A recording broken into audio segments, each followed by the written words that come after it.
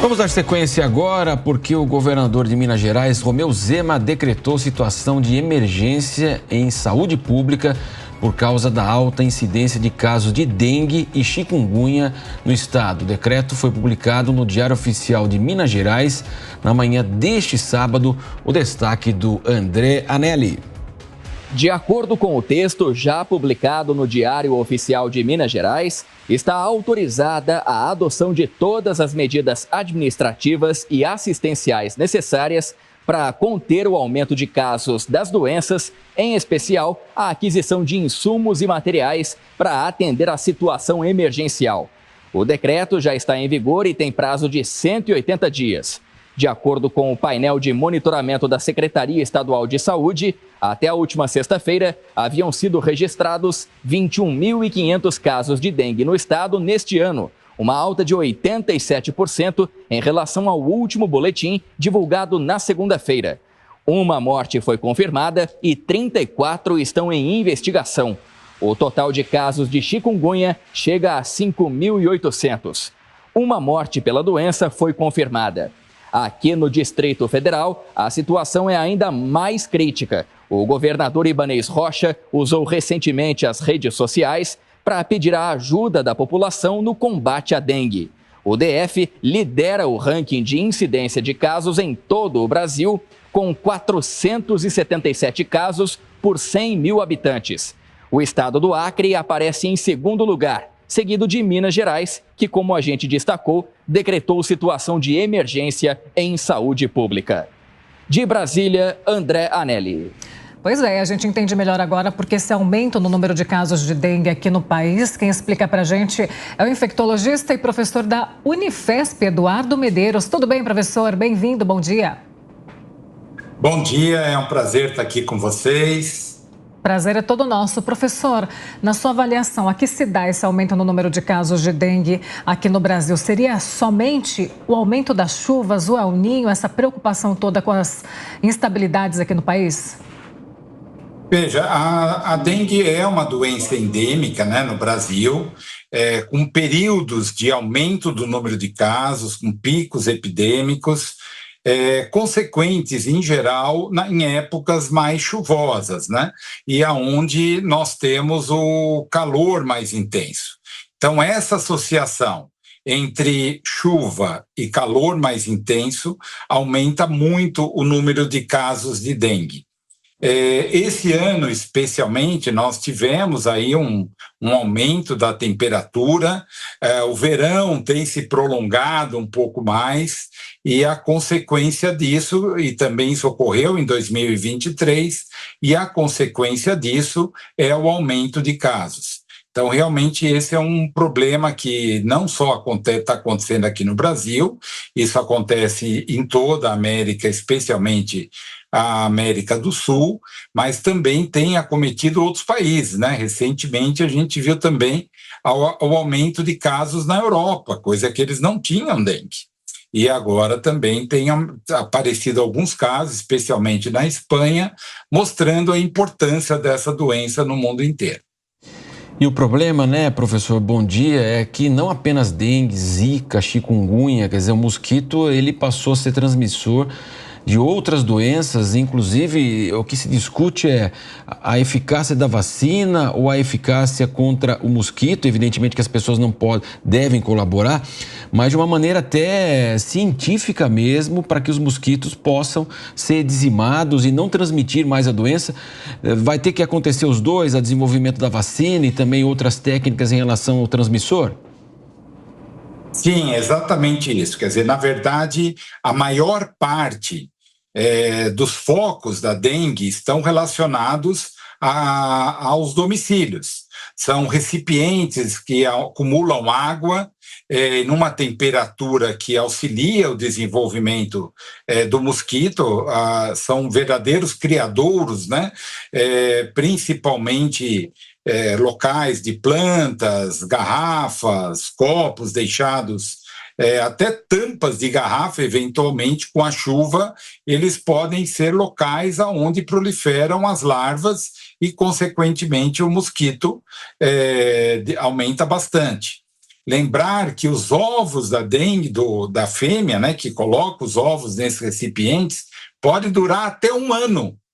Até 1 ano eles se mantêm viáveis, e aí vem a chuva, eles eclodem, vão formando aí até chegar ao mosquito adulto. Então, realmente, que é o transmissor.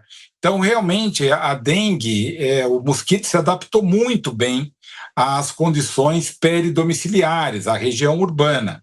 Então, por isso também a facilidade de transmissão ocorre em regiões urbanas, junto com essas outras características. Aumento da temperatura, chuva, saneamento básico. A gente tem um contingente muito importante, né, da população brasileira sem saneamento básico. Isso facilita também o desenvolvimento.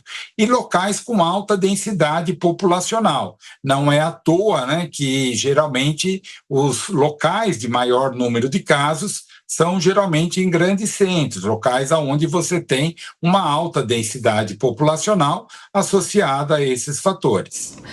Professor, a gente já culpou condições climáticas, a gente colocou a culpa também no mosquito, mas eu quero atribuir um pouco a responsabilidade também ao Ministério da Saúde. O senhor acredita que o Ministério da Saúde tem feito as ações necessárias para conseguir mitigar, reduzir o número aí de lavas do mosquito da dengue nas casas? Tem feito essa vistoria, tem feito ações também, por exemplo, mandar mensagem no celular talvez seja uma ação importante, porque as pessoas, por incrível que pareça, elas sabem essas ações básicas, tirar a água do vasinho, colocar areia, mas muitas vezes elas esquecem de fazer isso. Talvez lembretes no celular, fazer as vistorias nas casas. O que o senhor acha? O Ministério da Saúde está cumprindo o seu papel? Olha, eu acho que é uma corresponsabilidade, né, da importância que a população também tem.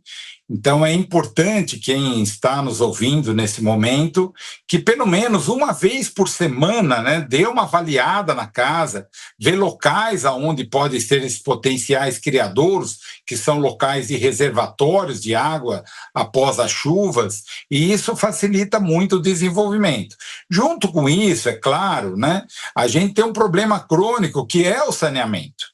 O saneamento básico, você ter esgoto encanado, embora aqui em São Paulo a gente tenha uma boa rede de água encanada, tratada, mas o esgoto, cerca de 50% da população ainda vive sem esgoto encanado. E esse é um problemão, né? Principalmente em regiões mais periféricas. Isso são locais onde prolifera um mosquito e aumenta muito o número de casos.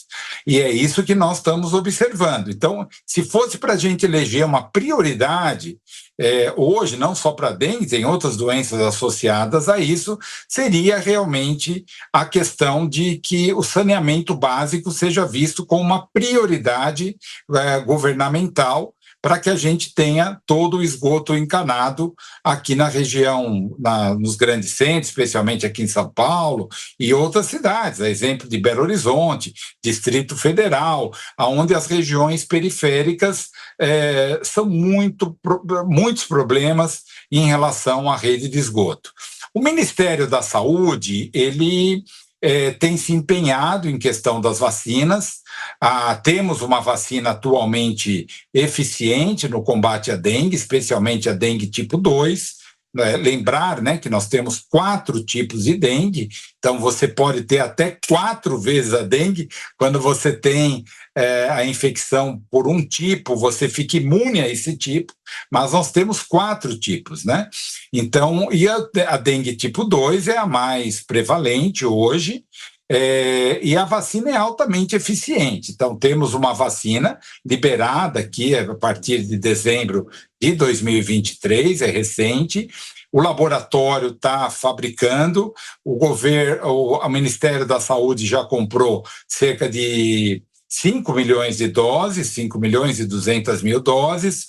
O laboratório doou cerca de 1 milhão e 200 mil doses, então, juntando isso, dá em torno de 6 milhões e meio de doses, que é muito aquém do que fazer uma campanha em toda a população.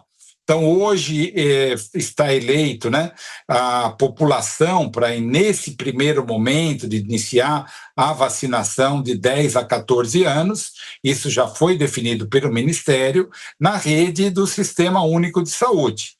Então, isso já está definido como prioridade, essa população de 10 a 14 anos, que é muito exposta, mas, claro, pela falta, assim, ainda de vacina, em quantidade suficiente para estender mais para a população. E lembrando que não serão 6 milhões de pessoas que tomarão, porque são 2 doses. Então, na verdade, são 3 milhões de pessoas que podem se beneficiar com essa vacinação, e é óbvio que está sendo priorizado cidades com mais de 100 mil habitantes e áreas onde a dengue está crescendo muito, e por isso essa população está sendo priorizada neste momento. Mas é uma vacina eficiente, com uma eficiência para dengue tipo 2 acima de 90%, mas também tem atividade contra os outros sorotipos também. Então, é uma vacina realmente benéfica, e o Ministério tem que ter uma atuação mais efetiva exatamente na compra dessa vacina para a população. Com certeza. A gente fica aguardando, então, essa vacina contra a dengue. Dengue não é brincadeira. Primeiro grupo será o grupo de 10 a 14 anos, né, professor, assim como o senhor disse.